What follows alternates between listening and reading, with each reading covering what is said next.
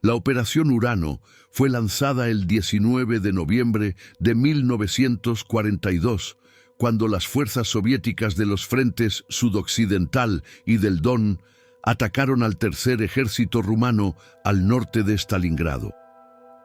El asalto involucró a más de 338.000 soldados, 728 tanques y 5.888 piezas de artillería concentradas contra las posiciones rumanas a lo largo del río Don. La pinza norte atacó al amanecer, apuntando a los flancos débilmente defendidos del sexto ejército alemán, que dependía de fuerzas rumanas, italianas y húngaras para proteger sus posiciones extendidas. 24 horas después, una segunda ofensiva soviética desde el sur atacó al cuarto ejército rumano, completando un cerco masivo que atrapó a casi 300.000 soldados del eje dentro y alrededor de Stalingrado. Yo estaba allí como sargento Manole Zamfir, sirviendo en la compañía de zapadores del 36º Regimiento de Infantería, 9ª División de Infantería, Tercer Ejército Rumano. Manteníamos posiciones al sur del río Don, en el sector entre Kletskaya y Serafimovich, donde las fuerzas soviéticas habían establecido cabezas de puente meses antes. Nuestra división formaba parte del segundo cuerpo, defendiendo un frente de aproximadamente 20 kilómetros junto a la 14ª División de Infantería a nuestra izquierda y la 13ª División de Infantería a nuestra derecha. El frío nos golpeó primero. La nieve llegó el 16 de noviembre, cubriendo nuestras trincheras y búnkeres con una fina capa blanca que se volvió gris en horas por el humo de las fogatas de cocina y el movimiento incesante de hombres. Para el 18, la temperatura había bajado a 20 grados bajo cero. La mayoría de nosotros todavía usábamos uniformes de verano con abrigos finos que no hacían nada contra el viento que cortaba la estepa. La ropa de invierno prometida no había llegado. Nos habían dicho en octubre que se estaban fabricando uniformes de invierno apropiados en Rumanía y nos llegarían antes de la primera nevada. Noviembre llegó y se fue sin señal de ellos. Algunos hombres se envolvían en mantas tomadas de aldeas rusas abandonadas. Otros metían periódicos dentro de sus uniformes como aislamiento. Ayudaba marginalmente. Por la noche, los hombres se apretaban en los refugios, compartiendo el calor corporal, intentando dormir por turnos porque el frío hacía imposible el descanso continuo. Los convoyes de suministros traían municiones y raciones irregularmente, a veces solo cada tercer o cuarto día.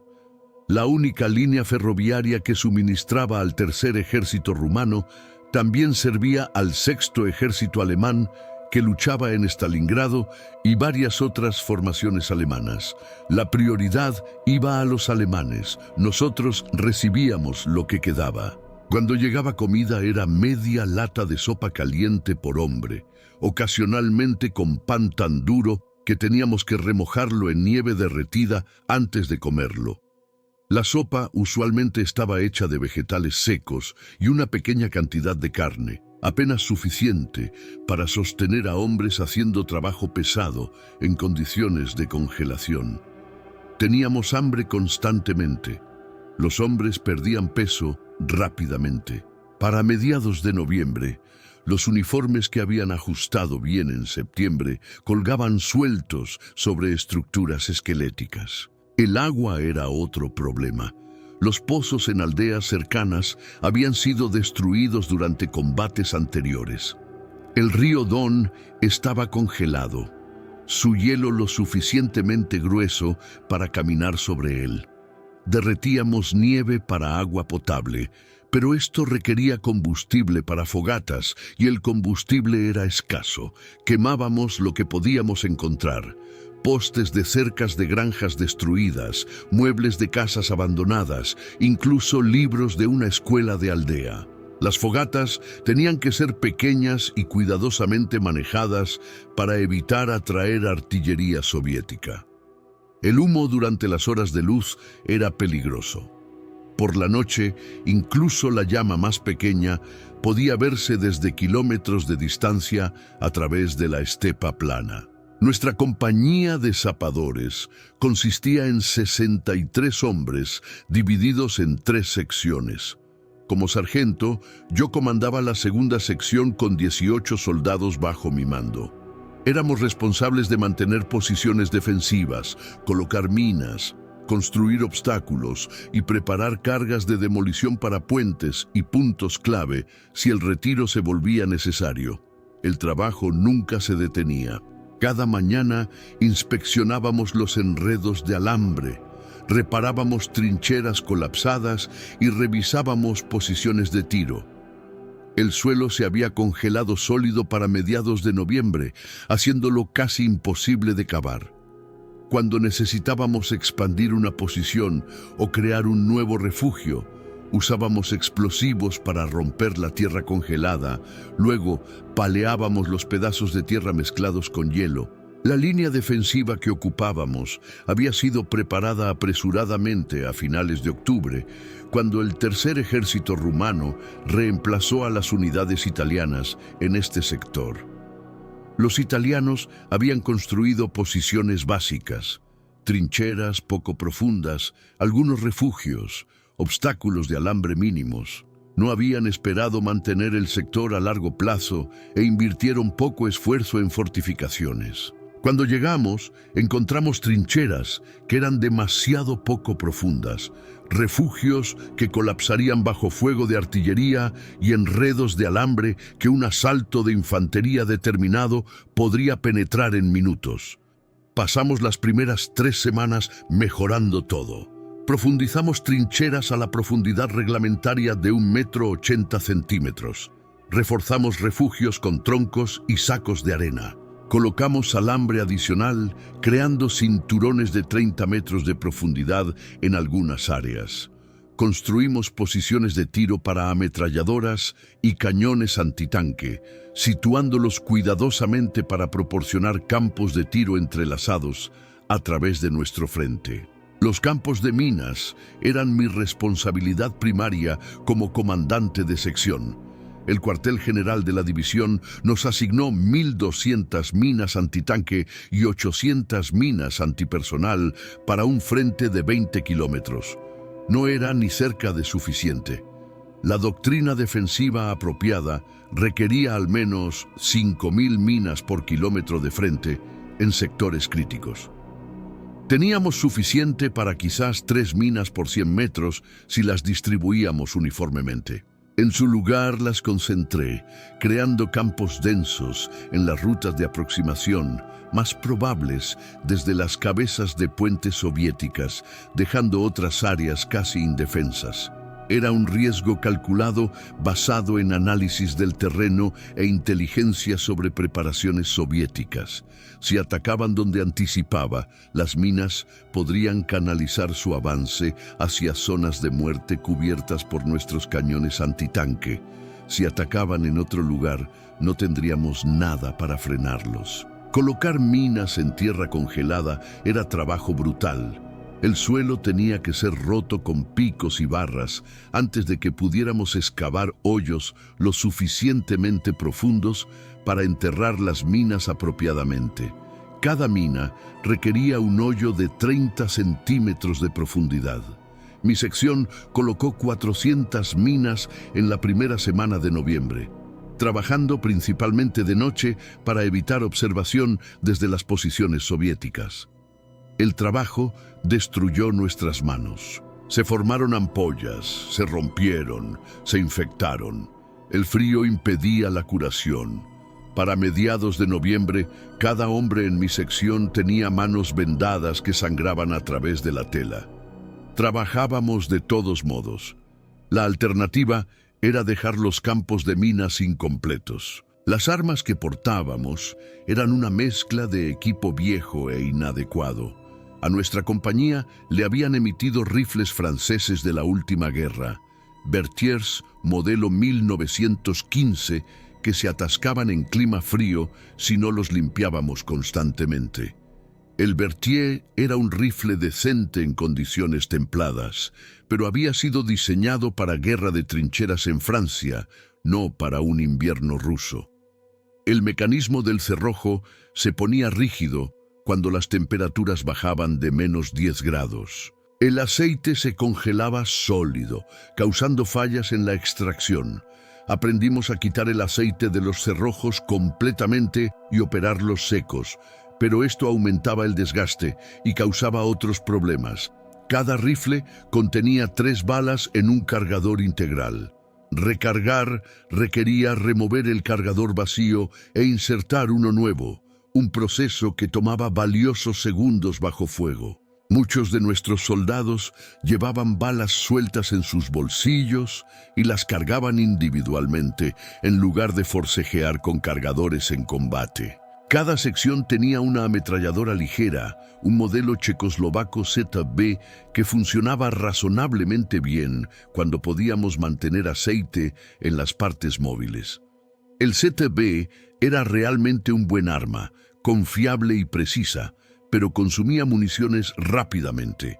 Cada arma tenía asignadas 2000 balas, llevadas en cargadores de 20 balas. En combate sostenido, un arma sola podía agotar su asignación en 20 minutos. El reabastecimiento era incierto.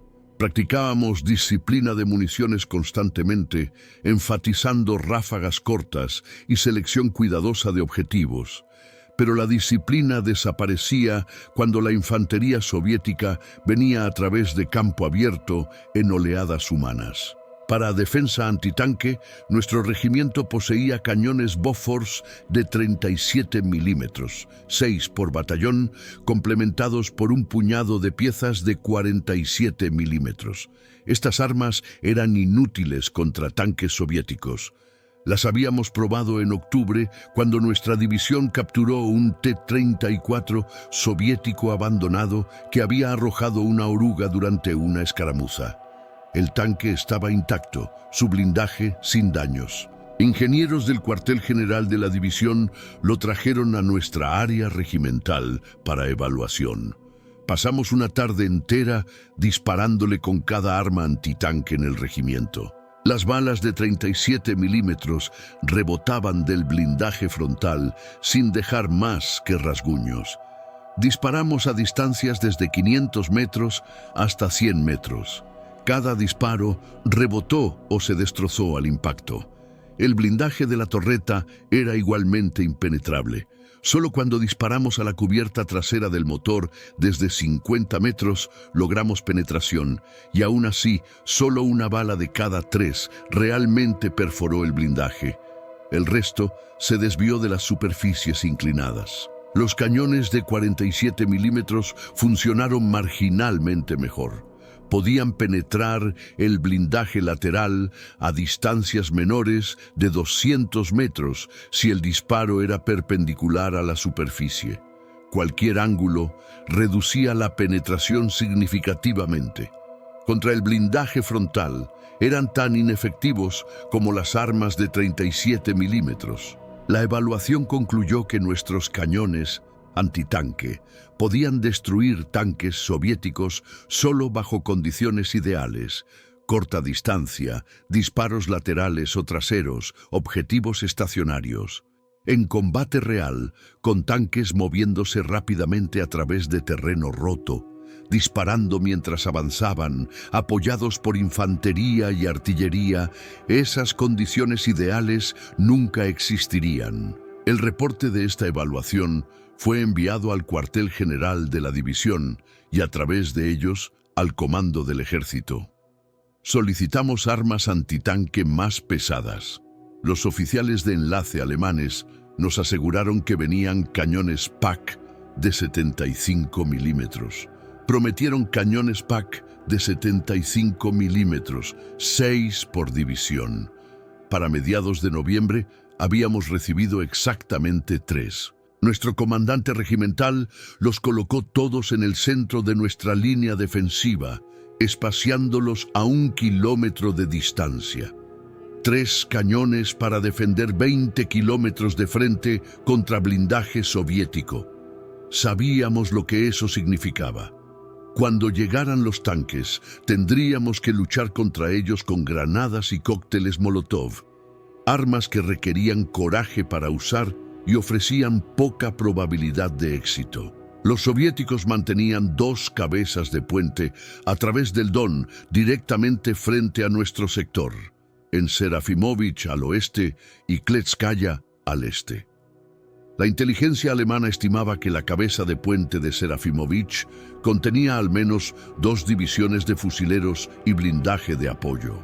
A lo largo de octubre y hasta noviembre, los soviéticos sondearon nuestras posiciones con ataques del tamaño de compañía y batallón, probando nuestras defensas, mapeando nuestros puntos fuertes, localizando nuestra artillería. Estos ataques seguían un patrón consistente. La artillería soviética dispararía una preparación breve, usualmente 15 a 30 minutos, apuntando a un sector específico de nuestra línea. Luego la infantería avanzaría, a veces apoyada por unos pocos tanques, sondeando puntos débiles. Cuando encontraban resistencia seria, se retiraban en lugar de presionar el ataque. El objetivo no era romper, sino reunir información. Rechazamos la mayoría de estos ataques, pero cada uno nos costó hombres que no podíamos reemplazar. El ataque del 7 de noviembre fue más serio que la mayoría. Comenzó al amanecer con 40 minutos de preparación de artillería concentrada en un frente de 1 kilómetro de ancho, sostenido por nuestra compañía y la compañía a nuestra izquierda. El bombardeo fue lo suficientemente intenso para colapsar varios refugios y cortar nuestros cables de comunicación. Cuando el bombardeo se levantó, vimos infantería soviética avanzando a través de la nieve, quizás 300 hombres en 3 oleadas. Detrás de ellos venían 10 tanques, T-34 moviéndose a paso de caminata, disparando sus cañones principales a objetivos identificados. Mi sección sostenía el flanco derecho de la posición de la compañía. Teníamos buenos campos de tiro a través de 500 metros de terreno abierto. La infantería soviética vino directo hacia nosotros, sin intento de movimiento táctico, solo avance constante en líneas extendidas. Abrimos fuego a 300 metros.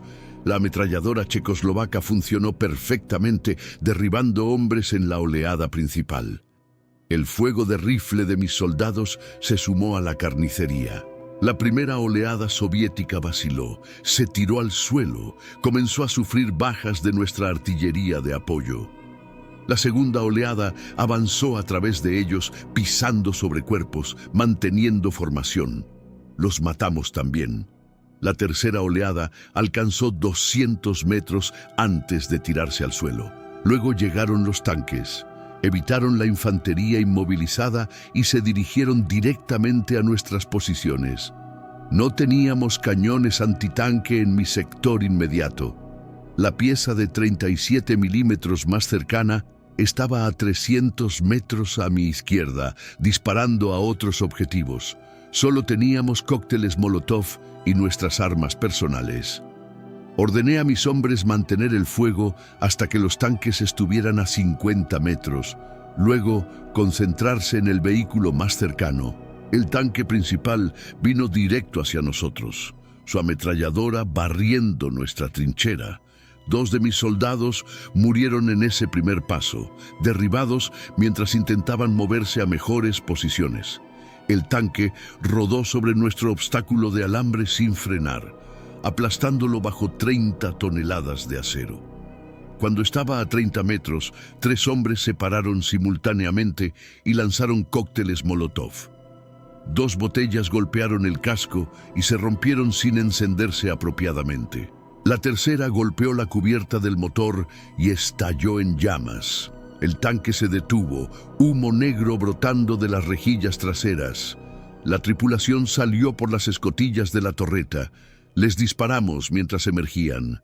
4 hombres muertos antes de tocar el suelo. El segundo tanque se desvió, no dispuesto a compartir el destino del primero. Nos atacó con fuego de ametralladora desde 100 metros. matando a otro hombre, hiriendo a otros dos. Luego la artillería soviética reanudó el fuego, forzándonos a tomar cobertura. El ataque continuó por otra hora antes de que los soviéticos se retiraran, regresando a su cabeza de puente con sus bajas. Contamos 14 muertos en el terreno abierto frente a mi sección. El total real fue ciertamente más alto. Los soviéticos eran expertos en recuperar sus heridos y muertos bajo fuego de cobertura. Nuestras bajas para la compañía fueron 12 hombres muertos y 17 heridos. Los heridos fueron evacuados a un hospital de campaña 30 kilómetros detrás de las líneas. Ninguno de ellos regresó. Los muertos fueron enterrados en una fosa de campo detrás de nuestras posiciones. Un sacerdote ortodoxo rumano del servicio de capellanes de la división vino al frente esa tarde y condujo un breve servicio. 10 minutos de oraciones en la oscuridad helada, luego cubrimos los cuerpos con tierra y marcamos la ubicación con una cruz de madera tosca.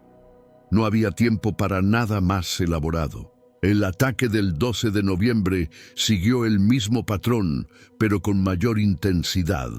La artillería soviética disparó durante 40 minutos, apuntando a nuestras posiciones con precisión sistemática. Claramente habían identificado nuestras posiciones clave durante el ataque anterior, y ahora dirigían fuego específicamente a esas ubicaciones. El refugio que servía como puesto de comando de mi sección recibió 3 impactos cercanos que colapsaron parte del techo y llenaron el interior con polvo asfixiante. La posición de ametralladora recibió un impacto directo que mató a toda la tripulación. 3 hombres vaporizados en un instante. Cuando el bombardeo se levantó, vino infantería soviética de nuevo, pero esta vez apoyada por 15 tanques y con al menos 500 hombres visibles en las primeras oleadas. Mantuvimos nuestras posiciones, disparando a la masa que avanzaba, infligiendo bajas, pero la presión era abrumadora.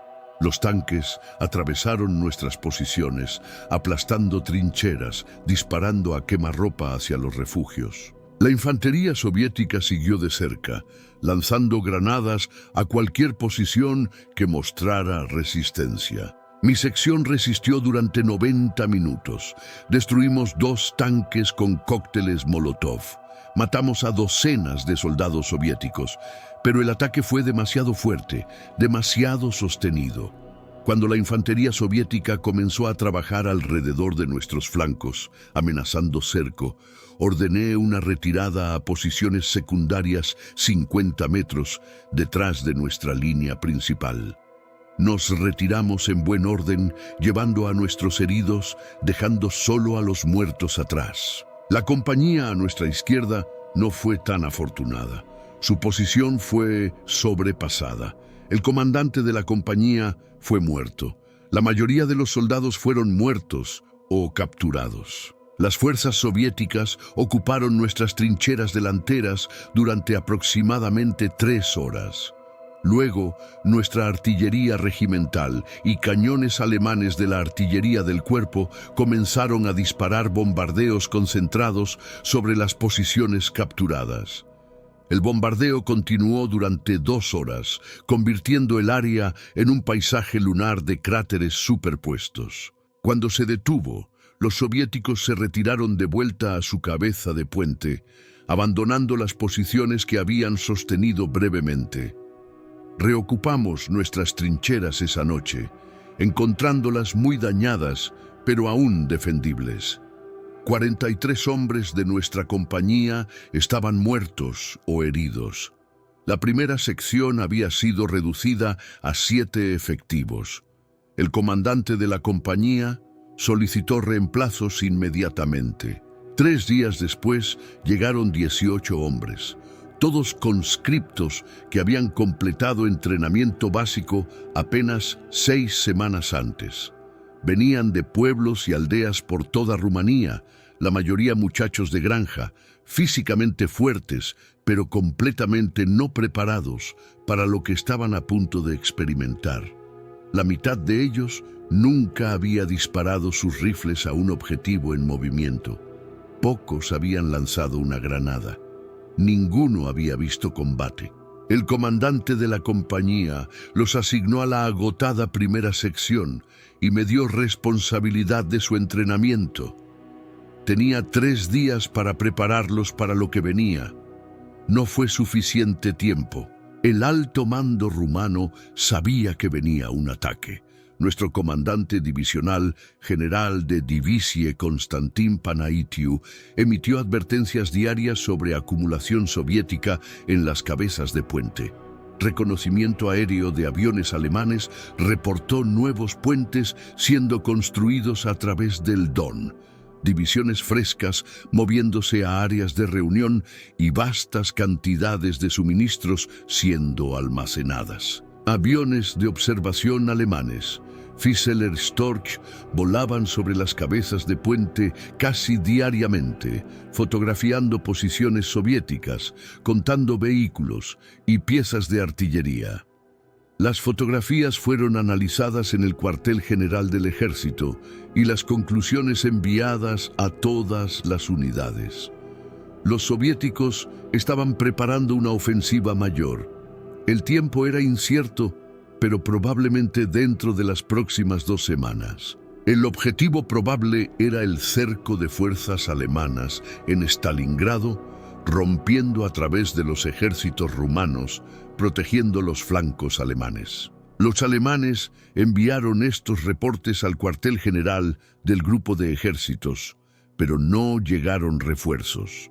El 48º Cuerpo Panzer alemán, consistente en la 22ª División Panzer y nuestra primera división blindada, permanecía en posiciones de reserva 40 kilómetros detrás de nuestras líneas. Este cuerpo representaba la única reserva móvil disponible para contrarrestar un avance soviético. En papel se veía formidable, 2 divisiones blindadas con más de 200 tanques entre ellas. En realidad, ambas divisiones estaban significativamente debajo de fuerza. La 22ª Panzer tenía menos de 100 tanques operacionales. Nuestra primera división blindada tenía 84 tanques ligeros checos R2 que eran obsoletos e inefectivos contra blindaje soviético, complementados por 19 Panzer III y 4 alemanes. Contra los ejércitos de tanques soviéticos reuniéndose en las cabezas de puente, estas fuerzas eran completamente inadecuadas. Se nos dijo que contraatacarían si los soviéticos rompían. Nadie explicó cómo 100 tanques suponían detener 700. El cuartel general de la división distribuyó instrucciones defensivas actualizadas el 10 de noviembre. Todas las unidades debían aumentar niveles de alerta. Reservas de municiones debían ser movidas al frente desde depósitos regimentales a posiciones de compañía. Cada soldado debía llevar carga personal máxima, 100 balas para fusileros, 1000 balas por ametralladora, 24 granadas por sección. Equipos antitanque debían preparar cócteles Molotov adicionales y posicionarlos a intervalos a lo largo de la línea de trinchera, donde pudieran ser accedidos rápidamente. Los ingenieros debían preparar todos los puentes para demolición y minar todas las rutas de aproximación probables. La artillería debía registrar misiones de fuego defensivo sobre todas las áreas de reunión enemigas probables y rutas de aproximación. Estas órdenes nos mantuvieron trabajando todo el día durante los siguientes 4 días. Movimos municiones al frente en carretas tiradas por caballos, llevando cajas de cartuchos, bombas de mortero y proyectiles de artillería a través de trincheras de comunicación para evitar observación. Cada viaje tomó horas. Las trincheras eran estrechas, a menudo encharcadas a pesar de la temperatura de congelación, a veces colapsadas por bombardeos anteriores. Los hombres resbalaban y caían, dejando caer cajas, derramando municiones en barro y nieve. Recuperábamos lo que podíamos, limpiábamos barro congelado de los cartuchos, reempacábamos todo cuidadosamente. Para el 14, cada posición tenía al menos carga de combate básica, pero nos habíamos agotado en el proceso. Los cócteles Molotov eran otro proyecto. El cuartel general de la división asignó 2.000 botellas de vidrio, 10.000 litros de gasolina y 300 kilogramos de virutas de jabón para fabricar dispositivos incendiarios. El jabón espesaba la gasolina, haciéndola pegarse a los objetivos y arder más tiempo. Fabricamos los cócteles en un granero detrás de nuestras posiciones, llenando botellas con la mezcla de gasolina y jabón, insertando mechas de tela, sellando todo con cera. Cada cóctel tenía que ser preparado cuidadosamente para asegurar que se encendería al impacto y ardería efectivamente. La mala preparación significaba esfuerzo desperdiciado y soldados muertos cuando las armas fallaban en combate. Hicimos 800 cócteles para nuestro regimiento, distribuyéndolos uniformemente a través de la línea, 2 por cada 10 metros de frente. Era mejor que nada, pero ni cerca de suficiente si los tanques soviéticos venían en fuerza. El 14 de noviembre, nuestro comandante regimental, coronel Dumitru Petrescu, llamó a todos los comandantes de compañía a su búnker del cuartel general. Mi capitán regresó con nuevas órdenes. Debíamos prepararnos para una ofensiva soviética mayor esperada dentro de la próxima semana. Todos los permisos fueron cancelados. Las reservas de municiones debían ser redistribuidas para asegurar que cada posición tuviera carga máxima. Los zapadores debían colocar campos de minas adicionales y preparar cargas de demolición en todas las carreteras que conducían a nuestras áreas traseras. Esa noche trabajamos hasta el amanecer colocando minas antitanque a lo largo de las rutas de aproximación más probables desde la cabeza de puente de Serafimovich. El suelo estaba tan congelado que apenas podíamos raspar depresiones poco profundas para esconder las minas. Las cubrimos con tierra y nieve. Marcamos sus ubicaciones en mapas toscos y esperamos que funcionaran cuando fueran necesarias. Los siguientes 3 días pasaron en un estado de vigilancia agotada. Manejamos nuestras posiciones todo el día, rotando en turnos que daban a cada hombre 4 horas de descanso de cada 12. El sueño era imposible en el frío. Nos acurrucábamos en refugios apenas lo suficientemente grandes para 3 hombres, intentando preservar el calor corporal, escuchando al viento aullar a través de la estepa. Por la noche, la temperatura bajaba aún más. Los hombres en servicio de guardia pateaban constantemente el suelo para mantener circulación. Los centinelas eran cambiados cada hora porque una exposición más larga arriesgaba congelación. La actividad soviética en las cabezas de puente aumentaba diariamente. Podíamos oír motores corriendo a todas horas, el sonido llevando claramente a través del río congelado. Por la noche, veíamos luces moviéndose detrás de sus líneas, demasiadas para contar. Nuestra artillería disparaba misiones de hostigamiento hacia las cabezas de puente, pero la munición era racionada. 10 proyectiles por día por batería. No hacían nada para frenar sus preparaciones. El 17 de noviembre, un oficial de enlace alemán visitó nuestras posiciones. Oberleutnant Klaus Richter, adscrito a nuestra división desde el Estado Mayor del Sexto Ejército, vino a inspeccionar nuestra preparación. Caminó la línea de trinchera con nuestro capitán, haciendo preguntas sobre campos de tiro, reservas de municiones y moral. Cuando alcanzó mi sección, se detuvo y miró a través de binoculares hacia la cabeza de puente soviética. Me paré junto a él, esperando preguntas. Bajó los binoculares y se volvió hacia mí. El Oberleutnant preguntó si habíamos visto algún tanque soviético en la última semana. Le dije que habíamos contado al menos 40 moviéndose a posiciones a través del río, en su mayoría T-34 con algunos modelos KB más pesados. Preguntó sobre nuestras capacidades antitanque. Le mostré nuestro cañón de 37 milímetros, posicionado en un hoyo reforzado 50 metros a nuestra izquierda. Lo examinó brevemente. Luego preguntó cuántas balas teníamos. 120, le dije. Asintió lentamente, no dijo nada más y se movió a la siguiente posición. Esa tarde, el capitán reunió a todos los líderes de sección y nos dijo lo que el Oberleutnant había dicho en privado. La inteligencia alemana ahora estimaba que los soviéticos habían concentrado más de 700 tanques en las cabezas de puente opuestas al tercer ejército rumano. El quinto ejército de tanques y el 21º ejército estaban identificados en posiciones de asalto. La fuerza enemiga total, enfrentando a nuestro ejército, excedía 300.000 hombres. Nuestro tercer ejército rumano contaba con 152.000 tropas rumanas y 11.000 alemanes. El capitán no necesitó explicar las matemáticas, entendíamos lo que venía.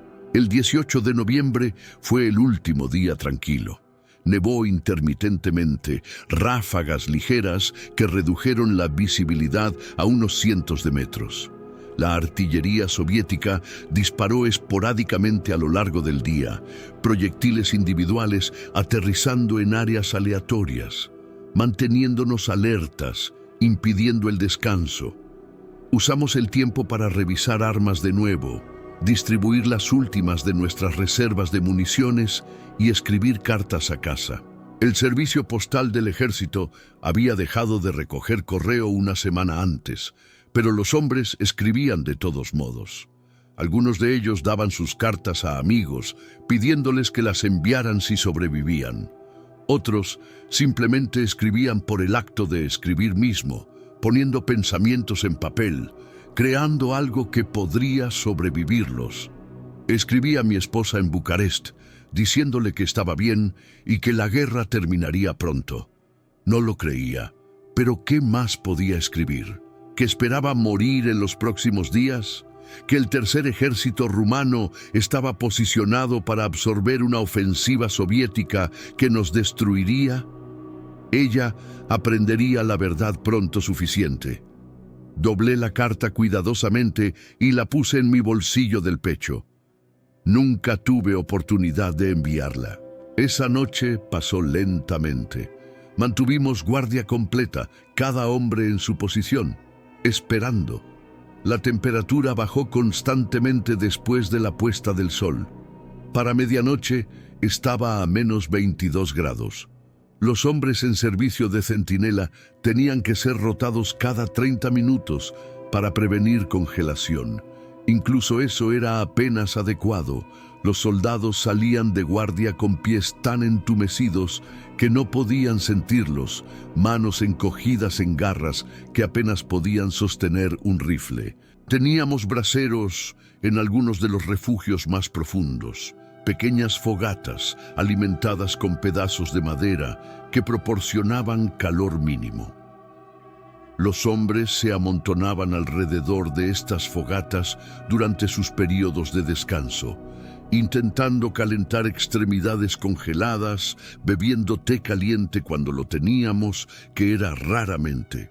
El viento murió después de medianoche, dejando un silencio inquietante roto, solo por el crujido ocasional de hielo formándose sobre metal expuesto. Alrededor de las 3 de la mañana oímos motores de nuevo, muchos de ellos viniendo de la dirección de las cabezas de puente. El sonido era inconfundible. Motores de tanque, motores diésel corriendo en ralentí, docenas de ellos, quizás cientos. El sonido continuó durante horas, a veces más fuerte, a veces desvaneciéndose, pero siempre presente. Los tanques soviéticos se estaban moviendo a posiciones finales de asalto. Cada hombre en la línea de trinchera sabía lo que eso significaba. El ataque venía, pronto, probablemente al amanecer. Me moví a lo largo de las posiciones de mi sección, revisando a cada hombre, asegurando que todos estuvieran despiertos y alertas. Los nuevos reemplazos se veían aterrorizados, se acurrucaban en sus posiciones, rifles apretados en manos temblorosas, ojos anchos en la oscuridad. Los veteranos estaban más calmados, pero no menos tensos. Sabían lo que la artillería soviética podía hacer. Habían sobrevivido al ataque del 12 de noviembre y entendían que el asalto venidero sería mucho peor. Nadie hablaba mucho, no había nada que decir. Esperábamos. A las 5, los sonidos de motor se detuvieron repentinamente. El silencio que siguió fue peor que el ruido. Regresé a mi puesto de comando de sección, un refugio reforzado 4 metros detrás de la línea de trinchera delantera. 6 otros hombres estaban allí. Mi segundo al mando, un cabo llamado Vasile Popescu, 3 soldados de mi sección que estaban en rotación de descanso y 2 hombres de la sección de señales de la compañía intentando mantener comunicación con el cuartel general. Teníamos una pequeña fogata ardiendo en una esquina, cuidadosamente protegida para prevenir que la luz escapara. Los hombres se sentaban en cajas de municiones o se agachaban en el suelo de tierra, calentando sus manos, hablando en susurros. Alguien estaba hirviendo agua para té. La normalidad del acto se sentía absurda, dado lo que estaba a punto de pasar, pero pasamos por los movimientos de todos modos. Los humanos se aferran a la rutina cuando todo lo demás es incierto. Revisé mi reloj. 5:15, todavía oscuro afuera, aunque el amanecer rompería dentro de la hora. La niebla se había espesado durante la noche, reduciendo visibilidad a casi nada.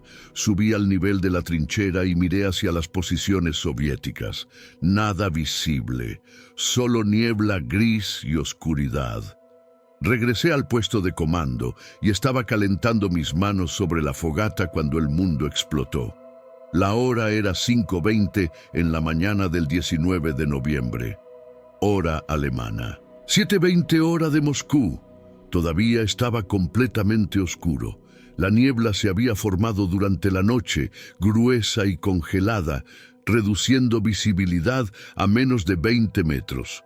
Acababa de terminar de inspeccionar las posiciones delanteras y regresé al refugio a calentar mis manos sobre una pequeña fogata cuando el mundo explotó. Los primeros proyectiles golpearon nuestras posiciones sin advertencia, sin rondas preliminares para ajustar fuego, sin disparos de alcance. La artillería soviética había registrado sus objetivos durante semanas de ataques de sondeo y ahora disparaba para efecto desde la primera salva. El sonido fue diferente a cualquier cosa que había experimentado antes. Un trueno rodante continuo que sacudió el suelo y colapsó las paredes de refugios mal construidos. Nuestro puesto de comando se mantuvo porque lo habíamos reforzado con troncos y tierra apilada 2 metros de espesor, pero podía sentir la estructura moviéndose con cada impacto cercano. El bombardeo duró 80 minutos. Sé esto porque revisé mi reloj cuando comenzó y de nuevo cuando se detuvo. Aunque el tiempo no tuvo significado durante esos 80 minutos. Los proyectiles aterrizaban en oleadas, las explosiones superponiéndose tan constantemente que detonaciones individuales se volvían indistinguibles del rugido general. Rondas de alto explosivo crateriaron el suelo, colapsando trincheras y enterrando hombres vivos. La metralla zumbaba a través del aire, derribando a cualquiera atrapado en lo abierto. Cohetes Katyusha chillaban sobre nuestras cabezas, su sonido distintivo audible incluso a través del bombardeo de artillería, impactando en grupos que convertían secciones enteras de trinchera en cráteres humeantes. Intenté alcanzar las posiciones delanteras 2 veces durante el bombardeo. Ambas veces llegué menos de 10 metros antes de ser forzado de vuelta por la intensidad del fuego. Los proyectiles aterrizaban cada pocos segundos dentro de 50 metros del puesto de comando. El suelo congelado transmitía las ondas de choque como golpes de martillo al pecho. Tierra y nieve llovían continuamente. El aire se llenó de humo y polvo que se mezcló con la niebla, creando una oscuridad turbia incluso después de que el amanecer debería haber roto. Los hombres gritaban en las trincheras delanteras. Podía oírlos entre explosiones, llamando por ayuda, llorando por sus madres, gritando en pánico y dolor. No había nada que pudiera hacer. El bombardeo era demasiado pesado. Cualquiera que se expusiera moría en segundos. Todo lo que podía hacer era agacharme en el puesto de comando con 6 otros hombres, esperando que el bombardeo se detuviera o que un impacto directo lo terminara todo. El puesto de comando recibió un impacto cercano alrededor de las 6:30. Un proyectil aterrizó a 3 metros de distancia del otro lado de la pared de troncos. La explosión derribó parte del techo, extinguiendo nuestra fogata y llenando el espacio con polvo asfixiante. 2 hombres fueron heridos por esquirlas que penetraron a través de brechas en los troncos. Uno recibió metralla en la pierna, el otro en el hombro. Los jalamos hacia la parte trasera del refugio y tratamos de detener el sangrado con vendas de nuestros kits médicos. No había nada más que hacer excepto esperar. El bombardeo finalmente terminó a las 6:40, aunque proyectiles dispersos continuaron cayendo por otros 10 minutos. El súbito silencio relativo se sentía antinatural. Mis oídos zumbaban tan mal que apenas podía oír. Salí del puesto de comando para evaluar el daño. Lo que vi hizo que mi estómago se revolviera. La línea de trinchera delantera había dejado de existir en cualquier forma reconocible. Secciones enteras habían sido obliteradas, reemplazadas por cráteres superpuestos todavía humeando en el aire frío. Cuerpos y partes de cuerpos yacían esparcidos a través de la posición. Algunos hombres habían sido enterrados vivos cuando los refugios colapsaron. Otros habían sido atrapados en lo abierto durante el bombardeo. El cañón antitanque de 37 milímetros, que había estado posicionado 50 metros a mi izquierda, había desaparecido, reemplazado por un cráter de 5 metros de ancho. La tripulación del cañón, los 6, habían desaparecido. Nunca encontré rastro de ellos. De los 18 hombres en mi sección, podía dar cuenta de solo 9. 4 estaban muertos, sus cuerpos visibles en o cerca de las trincheras destruidas. 5 estaban desaparecidos, probablemente enterrados en posiciones colapsadas. Los 9 sobrevivientes estaban en varios estados de shock. 2 estaban heridos, pero móviles. Todos ellos estaban cubiertos en tierra y sangre, sus caras en blanco, sus ojos mirando a nada. Intenté reorganizar la posición reuniendo sobrevivientes, intentando establecer una línea defensiva coherente. Era imposible. El sistema de trincheras había sido destruido. Los cables de comunicación al puesto de comando de la compañía estaban cortados. El teléfono de campo estaba muerto. No tenía contacto con el capitán, no tenía contacto con secciones adyacentes, no tenía idea de lo que estaba pasando en ningún lugar excepto en mi vecindad inmediata. El ataque de infantería soviética comenzó alrededor de las 7. Salieron de la niebla sin advertencia, formas oscuras moviéndose en líneas a través del terreno cubierto de nieve. Cientos de ellos, quizás miles, avanzando en oleadas a un paso de caminata constante. Algunos montaban sobre tanques T-34 que aplastaron el alambre de púas y rodaron sobre las trincheras destruidas. Otros venían en trineos jalados detrás de los tanques, desmontando para atacar nuestras posiciones a pie. Mis hombres restantes abrieron fuego sin órdenes. La distancia era menos de 100 metros, apenas podíamos fallar. Hombres cayeron en la primera oleada soviética, derribados por fuego de rifle y ametralladora, pero más seguían viniendo. El ataque no fue apresurado o desesperado. Fue metódico, profesional, abrumador en su peso y coordinación.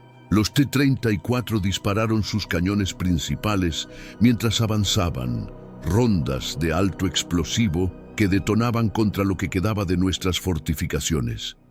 Un tanque se aproximó a mi posición desde la izquierda, sus ametralladoras barriendo la línea de trinchera. Ordené a mis hombres tomar cobertura. Luego me arrastré hacia adelante con 2 cócteles Molotov que habíamos preparado días antes. El tanque estaba a 30 metros de distancia cuando lancé la primera botella. Golpeó la cubierta del motor y estalló en llamas. El tanque se detuvo, humo negro brotando de la parte trasera. La tripulación no salió. La torreta continuó girando, buscando objetivos.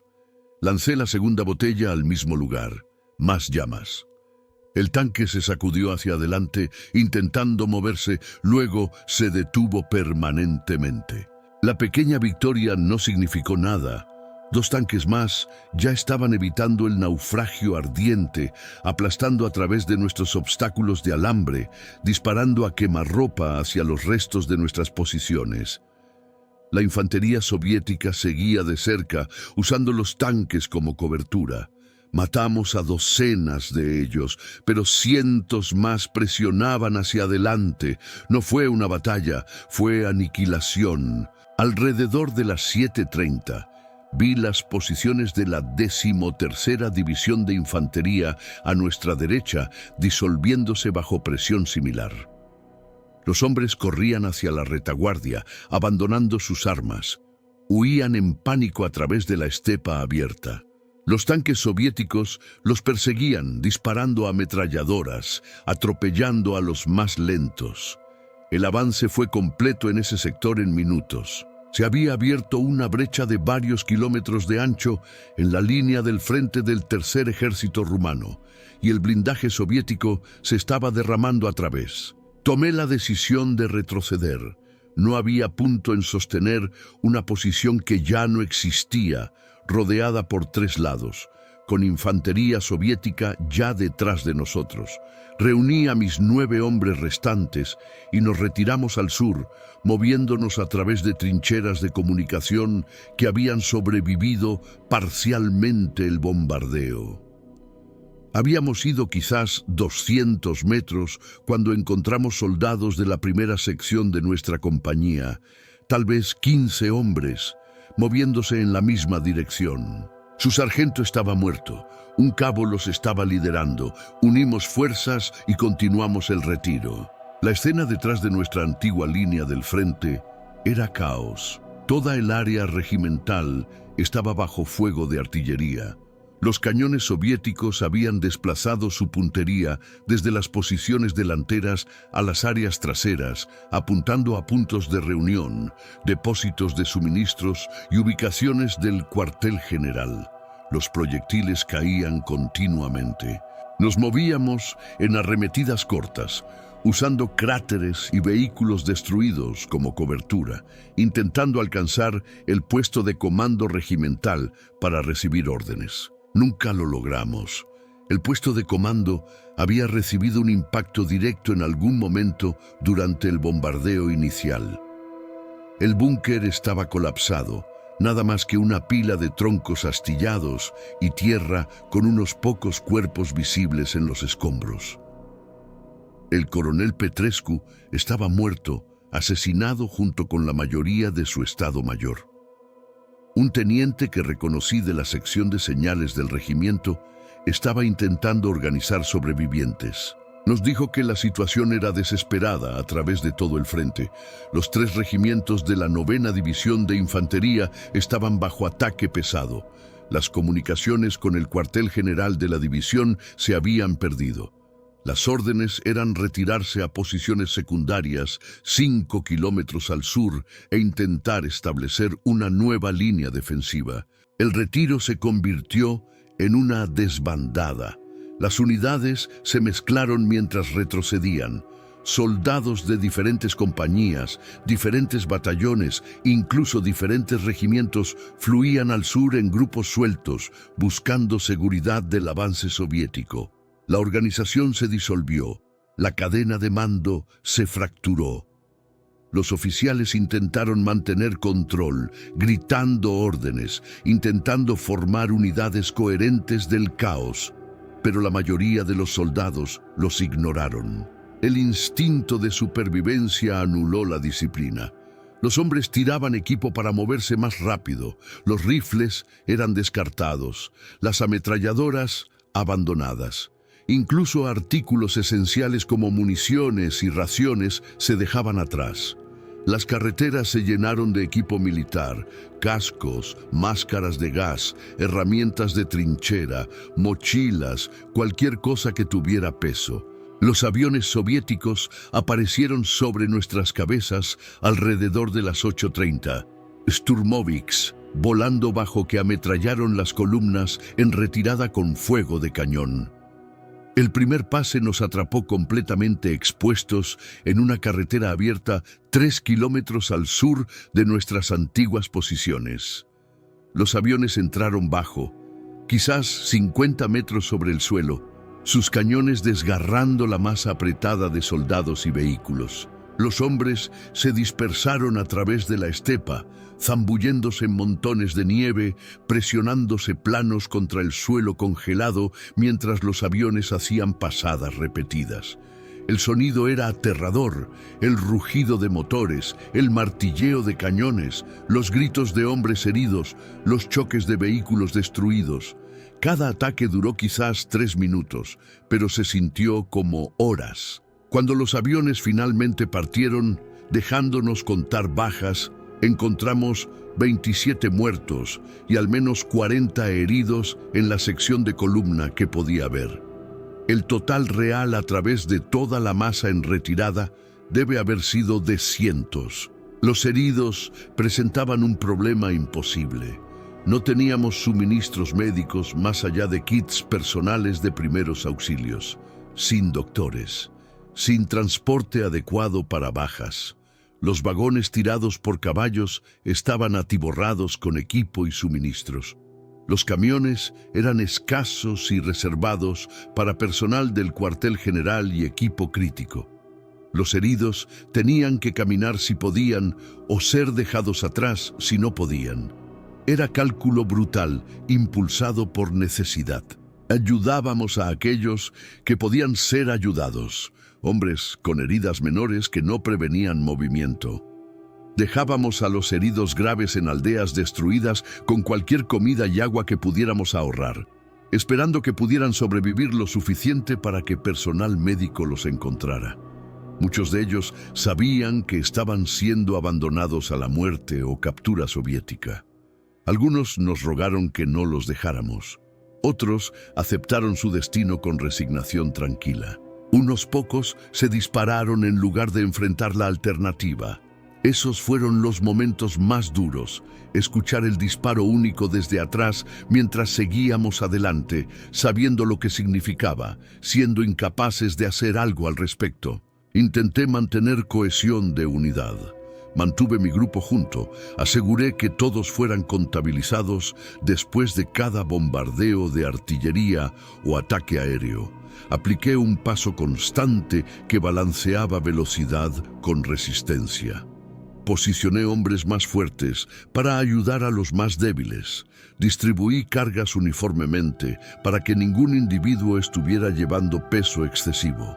Apliqué paradas de descanso cada 2 horas, altos obligatorios de 10 minutos, incluso cuando todos querían seguir moviéndose. Estas medidas ayudaron. Mi grupo se mantuvo junto cuando otros grupos se desintegraban.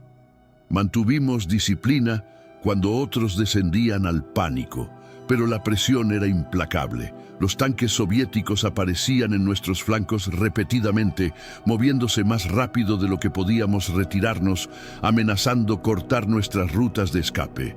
Teníamos que desviarnos repetidamente, añadiendo kilómetros a nuestra marcha, agotando hombres que ya estaban al límite de su resistencia.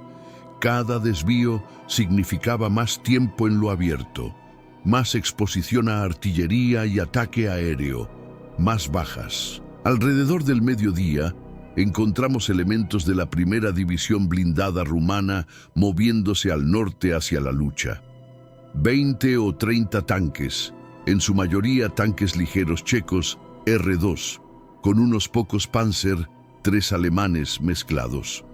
La columna se había detenido, bloqueada por refugiados huyendo al sur. Los oficiales gritaban órdenes, intentando despejar la carretera. Los comandantes de tanques se veían confundidos, inciertos sobre dónde ir o qué hacer. Nadie parecía estar en comando general. Un mayor rumano estaba parado junto a su tanque estudiando un mapa. Me acerqué a él y pregunté si sabía la situación. Me dijo que el 48º Cuerpo Panzer había sido ordenado contraatacar hacia Kletskaya, pero las fuerzas soviéticas ya habían penetrado tan al sur que el área de reunión planeada estaba bajo fuego enemigo. La división blindada estaba intentando alcanzar una posición alternativa, pero aviones soviéticos habían estado atacando la columna durante las últimas 2 horas. Varios tanques habían sido destruidos. El mayor dijo que su compañía estaba reducida a la mitad de fuerza y aún no habían enfrentado al enemigo. Preguntó sobre la línea del frente. Le dije que ya no había línea del frente. El tercer ejército rumano se estaba desintegrando. Divisiones enteras estaban retrocediendo en desorden. Los tanques soviéticos estaban en todas partes. Asintió lentamente, dobló su mapa y subió de vuelta a su tanque. La columna se movió 20 minutos después, dirigiéndose al noroeste. Nunca supe si alcanzaron su objetivo o qué fue de ellos. Continuamos al sur durante la tarde. Las carreteras estaban atiborradas con vehículos, vagones tirados por caballos y miles de soldados a pie. La artillería soviética nos seguía, disparando a las concentraciones más densas. Los proyectiles aterrizaban entre las columnas, matando hombres y caballos, destruyendo equipo, esparciendo pánico. Varias veces tuvimos que dejar la carretera completamente y movernos a través del campo para evitar bombardeos o ataques aéreos. La temperatura había subido ligeramente durante el día, lo suficientemente cálida para convertir la nieve en el suelo en aguanieve. Nuestros uniformes estaban empapados. Los hombres comenzaron a temblar incontrolablemente. 2 soldados en mi grupo colapsaron por agotamiento. Los ayudamos a levantarse, los sostuvimos entre otros hombres, seguimos moviéndonos. Detenerse significaba congelarse. Congelarse significaba muerte. Alrededor de las 4 alcanzamos una aldea llamada Peskovatka, 15 kilómetros al sur de nuestras posiciones originales. Elementos de varias divisiones rumanas se estaban reuniendo allí, intentando establecer posiciones defensivas en el terreno alto al sur de la aldea. Oficiales alemanes del Estado Mayor del Sexto Ejército estaban presentes, intentando organizar el caos en algo que se asemejara a una defensa coherente. Reporté a un Hauptmann alemán que estaba estableciendo un punto de recolección para rezagados. Asignó mi grupo a una compañía provisional siendo formada de sobrevivientes de múltiples unidades. Esa noche aprendimos la extensión completa del desastre. El ataque soviético había roto a través del frente del Tercer Ejército rumano en un sector de 50 kilómetros de ancho. El Quinto Ejército de Tanques soviético y el 21º Ejército habían avanzado 15 kilómetros en las primeras 12 horas, completamente derrotando al Segundo Cuerpo rumano y penetrando profundo en nuestras áreas traseras. El Quinto Cuerpo, en nuestro flanco izquierdo, también había colapsado. Solo el Primer Cuerpo, en el extremo izquierdo del ejército, todavía mantenía resistencia organizada y ya estaba siendo cercado. El Cuarto Ejército rumano, al sur de Stalingrado, había sido atacado por diferentes fuerzas soviéticas el 20 de noviembre. Los reportes iniciales indicaban avance y colapso similar. El Sexto Ejército alemán en Stalingrado estaba siendo cercado desde el norte y el sur, Los oficiales de enlace del cuartel general del ejército hablaban de contraataques, de divisiones Panzer, de líneas defensivas siendo establecidas, de refuerzos viniendo de Alemania, pero ninguno de nosotros les creía. Habíamos visto los tanques soviéticos, sentido el peso de su artillería, presenciado la desintegración de nuestras propias fuerzas. Sabíamos lo que estaba pasando. La compañía provisional a la que había sido asignado contaba con aproximadamente 140 hombres, extraídos de al menos 5 regimientos diferentes. La mayoría había perdido a sus oficiales. Muchos estaban heridos. Todos estaban agotados, fríos y desmoralizados. Se nos dieron posiciones en el borde sur de Peskovatka. Se nos dijo que nos atrincheráramos y nos preparáramos para defender. El suelo estaba congelado sólido. Teníamos pocas herramientas. La mayoría de los hombres simplemente rasparon depresiones poco profundas en la tierra y apilaron nieve al frente para protección mínima. Las fuerzas soviéticas alcanzaron nuestras posiciones antes del amanecer el 20 de noviembre. Escuchamos sus tanques durante la noche, motores rechinando en la oscuridad, acercándose más. Cuando atacaron a la primera luz, no teníamos nada para detenerlos. Unos pocos rifles antitanque, algunos cócteles Molotov, rifles y ametralladoras que eran inútiles contra blindaje. Los T-34 rodaron a través de nuestras posiciones sin frenar, aplastando las trincheras poco profundas, disparando a quemarropa a cualquier grupo de soldados que encontraban.